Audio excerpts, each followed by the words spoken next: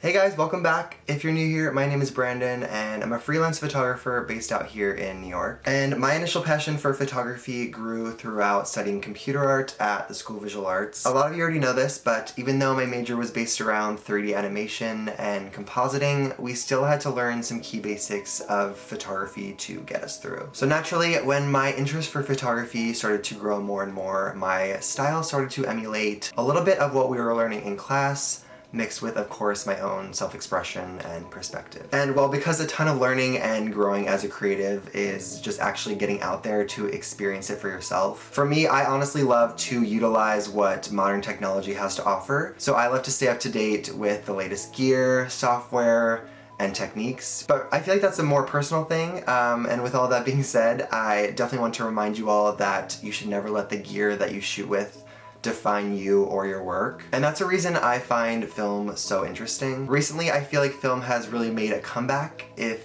you could even say that it ever left. But a lot of my friends solely shoot film, or at least know how to. And for me, I've actually only shot on disposables, which is kind of crazy to me, but I just really have never gotten out there to take the time and learn how to shoot film. Conveniently enough though, my grandfather was actually a photographer himself.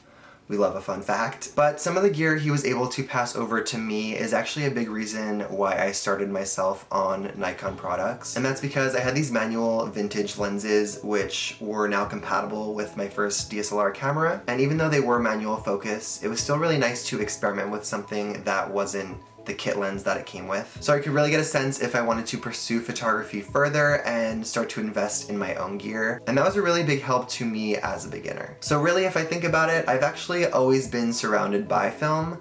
I just haven't actually given it the chance, which is seriously wild to me. But honestly, I've just been straight up intimidated to give film a go and been super comfortable with my own gear and knowledge of digital photography. But today that's gonna change. So throughout today's video, I'll be shooting with the Nikon EM, and attached to that is a 50mm 1.8. And I'll be shooting with Portra 400 and 800 film. I'll link all of these products below, as well as the gear I currently use if you're interested. But with myself knowing little to nothing about film photography, I phoned a few friends and took to the internet, and it surprisingly wasn't as hard as I imagined. I wanted to get a better understanding of film photography and the process before getting out there to actually shoot, just so I didn't ruin anything right off the bat. So I grabbed a few friends and headed to a greenhouse out here in New York to mix my knowledge of digital photography, lighting, and composition into the world of film. I honestly wanted to shoot with the people I was most comfortable with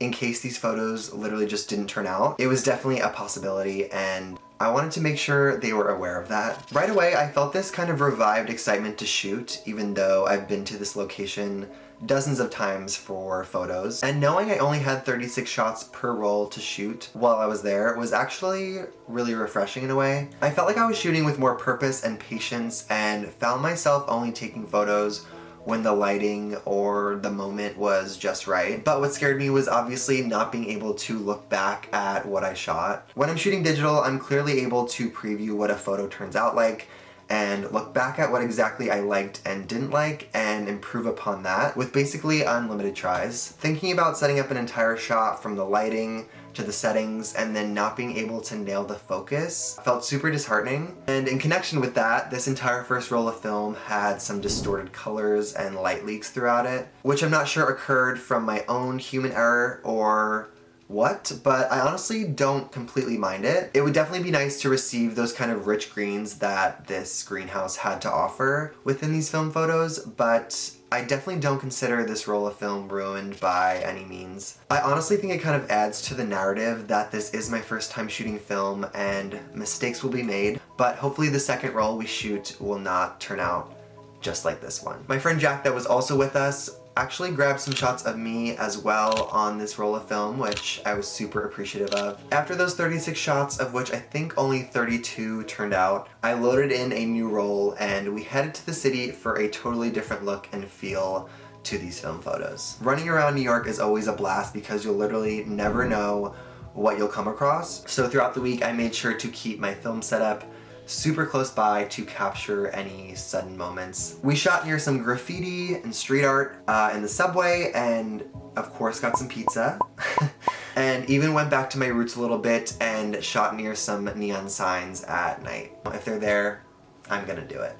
Alright, I just got an email from the film lab that I used to drop off and develop my film, and they just sent over the digitals. I'm a little nervous, but from what I can see from the thumbnails, they look like they turned out.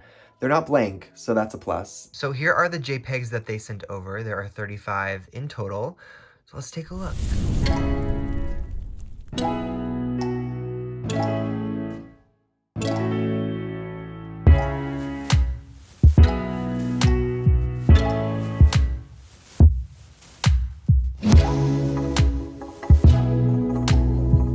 So with these photos being within the third roll of film that I shot in total, I'm actually really excited about these because they're actually all in focus. I feel like specifically with the first roll, I wasn't nailing the focus on like almost any of the photos, and that's from me just not really knowing the ins and outs of that camera. But now that I'm getting more comfortable with not only the settings but the focusing system, because it is manual, these photos are not looking too bad. I'm kind of into them. Another thing that I didn't realize I would actually appreciate so much is the fact that I didn't have to retouch any of these images, which is a nice change, but we'll see how long that lasts. I can definitely admit that I'm pretty reliant on post-production work when it comes to my photography, and for this it was nice to know that after setting up the frame, taking the shot, that I was basically done after I got the photos developed. But yeah, I'd seriously love to experiment a bit more with film cameras and lenses, and maybe even developing further down the line. And let me know what you prefer shooting with, either digital or film. I'll leave a poll somewhere around here because I'm actually